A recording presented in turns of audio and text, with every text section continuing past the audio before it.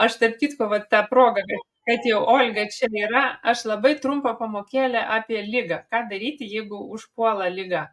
Aš labai labai seniai, prieš kokį 15 metų išgirdau iš daktaro Kozlovskio, sakė, nebijokite ligų ir ypač nebijokite aukštos temperatūros. Nes aukšta temperatūra tai yra jūsų organizmo reakcija į tą virusą, bakteriją, kas pas jūs jau ten papuolė. O kadangi mes esam holistinis medicininis požiūris, tai nesvarbu, kas ten pas jūs papuolė, svarbu, koks jūsų organizmas. Ir jeigu jūsų organizmas yra išvalytas, stiprus imunitetas, tai ten susitvarkys, pakels temperatūrą ir kitą dieną būsite sveiki. Tai dabar vienintelis dalykas, ką darykit, netrukdykit tam savo organizmui susidoroti.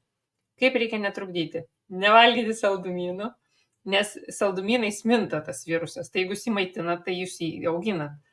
Kitas dalykas, neapkraukit, valgyti galima, bet lengvą maistą, nes kad neapkrauti skrandžio, kad tos visos sistemos galėtų veikti su tais virusais kovoti, o ne jiem nereiktų virškinti.